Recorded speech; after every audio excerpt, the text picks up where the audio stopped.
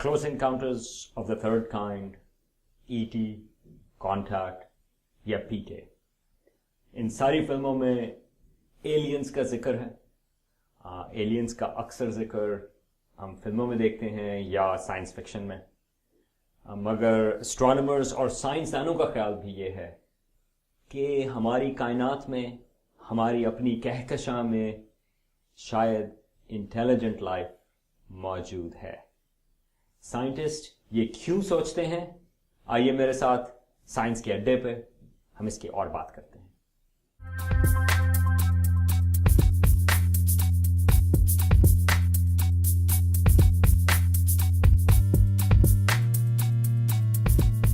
20वीं सदी से पहले अक्सर जब बात होती थी कि अगर हम किसी और किस्म की जिंदगी की बात करें इंसानों से अलग, तो बात होती थी जिस तरह जिन हैं या परियां हैं। बचपन में दास्तान अमीर हमजा कई दफ़ा पढ़ी, यह है अमीर हमजा क़ाफ में, या आर्थर कॉनन डॉयल की कहानियां हैं लाइक द लॉस्ट वर्ल्ड।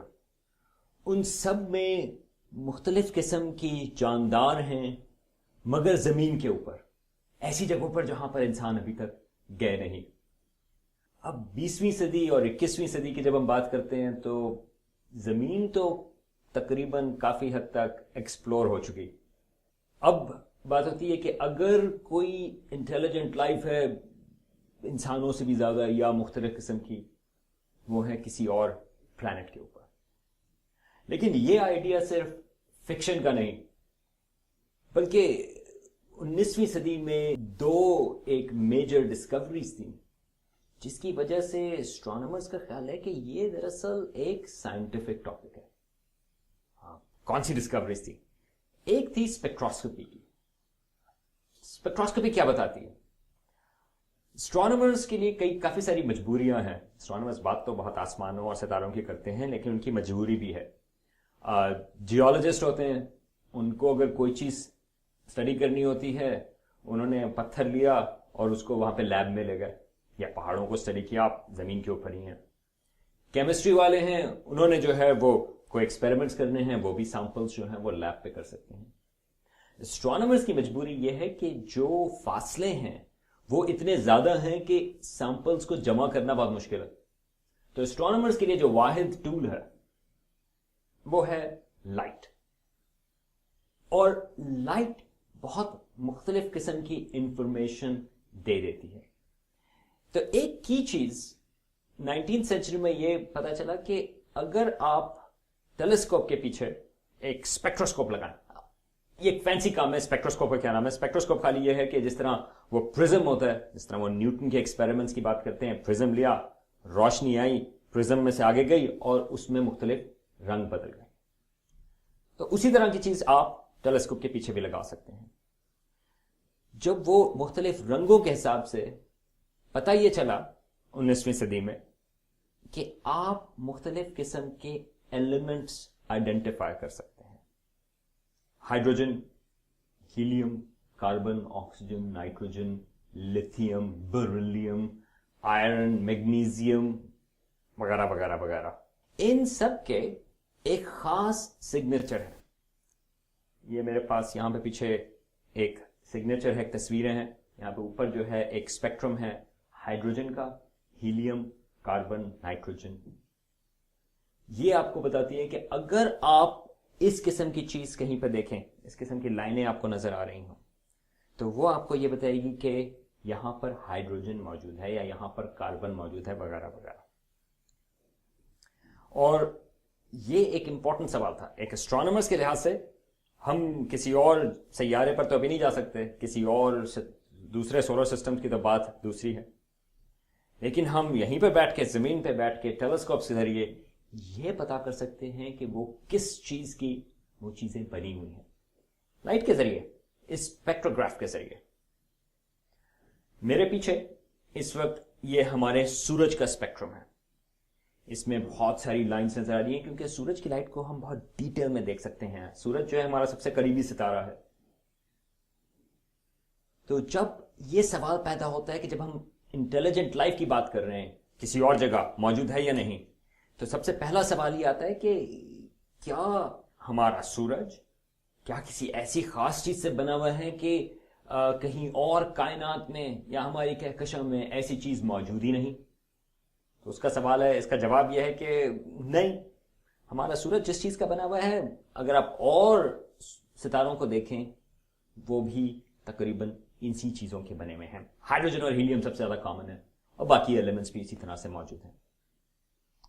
پھر سوال یہ آتا ہے کہ اچھا چلو، اگر ہماری زندگی جو زمین کے اوپر موجود ہے، کیا وہ کسی ایسے ایلیمنٹس کی بنی ہوئی ہے جو بہت ہی کم ہے؟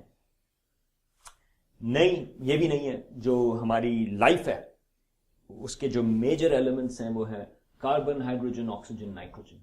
یہ مین ایلیمنٹس ہیں جو ہماری لائف بنی ہوئی ہے. اور پتہ ہی چلتا ہے کہ یہ ایلیمنٹس جو ہیں وہ ہماری کائنات میں کافی عام ہیں.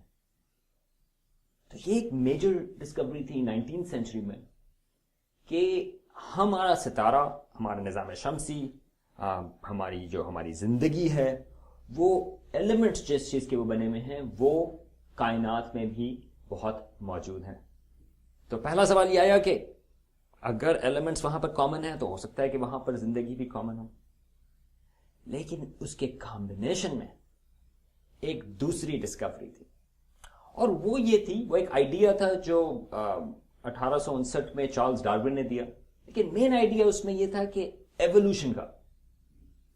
وہ یہ تھا کہ جب زندگی شروع ہوتی ہے، جس طرح زمین کے اوپر زندگی شروع ہوئی تقریباً 4 بلین سال پہلے زندگی شروع ہوئی، مگر ہماری جو تمام زندگی ہے زمین کے اوپر وہ ایک دوسرے کے ساتھ لنکڈ ہے، اور اس کو ساری جو ہماری زندگی ہے وہ ایک ڈی این اے شیئر کرتی ہے، ایک ہی مالیکیول ہے وہ پورا شیئر کرتی ہے.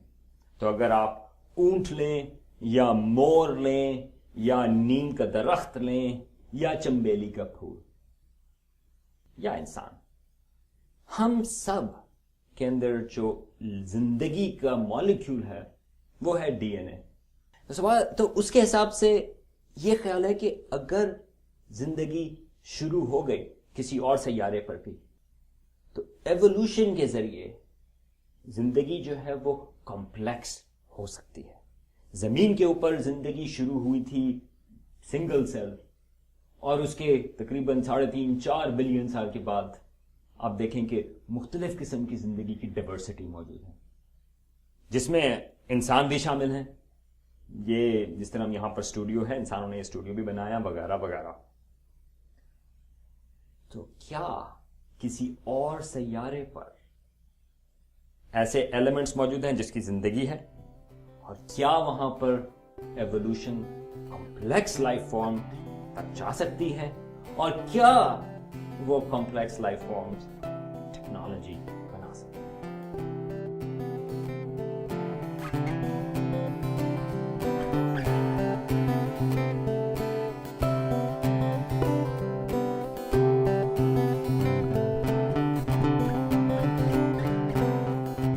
یہ ایک مشکل سوال ہے. اس وقت تک، آج تک ہمارے پاس اس کا جواب موجود نہیں، کیونکہ ابھی تک کوئی ہمیں نہ تو کوئی سگنل ملا ہے انٹیلیجنٹ لائف کا، نہ ہی ہمارے پاس کوئی ایویڈنس ہے یو ایف اوز کا یا کسی اور اس طرح کی چیز کا.